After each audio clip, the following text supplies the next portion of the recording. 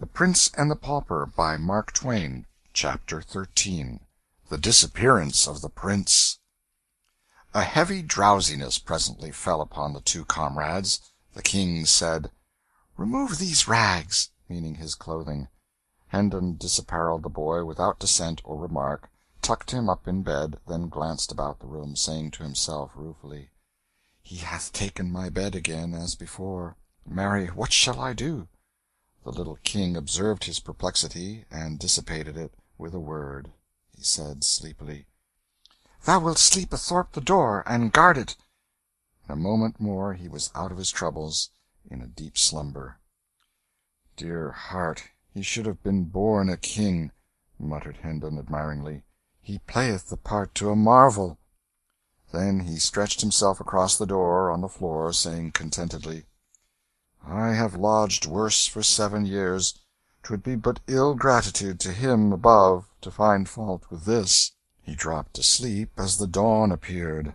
Toward noon he rose, uncovered his unconscious ward, a section at a time, and took his measure with a string. The king awoke just as he had completed his work, complained of the cold, and asked what he was doing. "'Tis done now, my liege," said Hendon. "I have a bit of business outside, but will presently return. Sleep thou again, thou needst it. There, let me cover thy head also. Thou'lt be warmer the sooner." The king was back in dreamland before this speech was ended. Miles slipped softly out, and slipped as softly in again in the course of 30 or 40 minutes, with a complete second-hand suit of boy's clothing, of cheap material, and showing signs of wear, but tidy and suited to the season of the year. He seated himself, and began to overhaul his purchase, mumbling to himself, "A longer purse would have got a better sort, but when one has not the long purse, one must be content with what a short one may do. There was a woman in our town did dwell." He stirred, methinks. I must sing in a less thunderous key.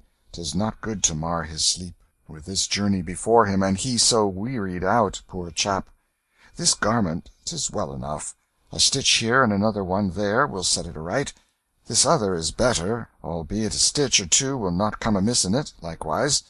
These be very good and sound, and will keep his small feet warm and dry, an odd new thing to him belike, since he has doubtless been used to foot it bare, winters and summers the same. Would thread were bread, seeing one getteth a year's sufficiency for a farthing, and such a brave big needle without cost, for mere love. Now shall I have the demon's own time to thread it." And so he had. He did as men have always done, and probably always will do, to the end of time, held the needle still, and tried to thrust the thread through the eye, which is the opposite of a woman's way. Time and time again the thread missed the mark, going sometimes on one side of the needle and sometimes on the other, sometimes doubling up against the shaft. But he was patient, having been through these experiences before, when he was soldiering.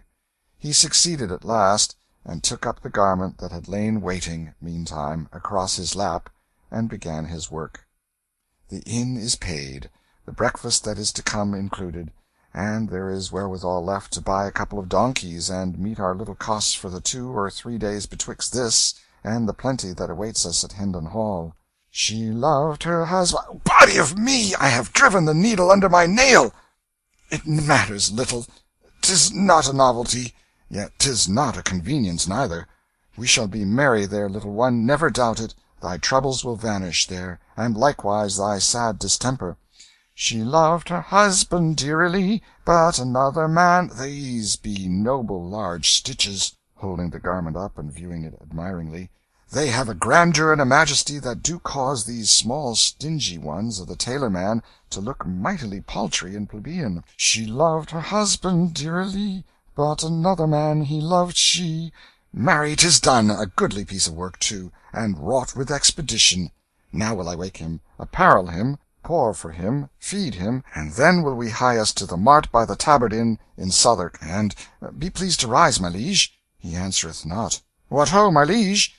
Of a truth must I profane his sacred person with a touch, sith his slumber is deaf to speech. What!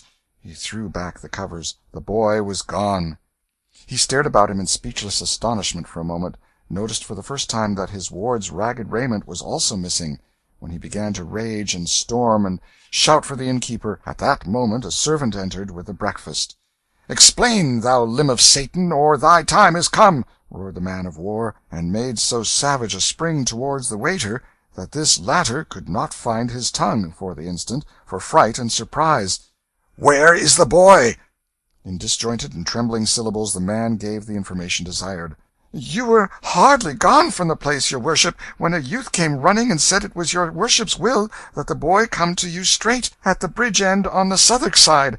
I brought him hither, and when he woke the lad and gave his message, the lad did grumble some little for being disturbed so early, as he called it, but straightway trussed on his rags and went with the youth, only saying it had been better manners that your worship came yourself, not sent a stranger, and so—" "And so thou'rt a fool and easily cozened. Hang all thy breed!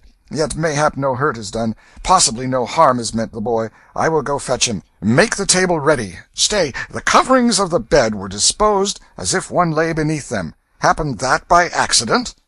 "I know not, good your worship. I saw the youth meddle with them, he that came for the boy." "Thousand deaths! 'Twas done to deceive me. 'Tis plain 'twas done to gain time. Hark ye, was that youth alone?" "All alone, your worship." "Art sure?" "Sure, your worship." "Collect thy scattered wits. Bethink thee. Take time, man." After a moment's thought the servant said, "When he came, none came with him.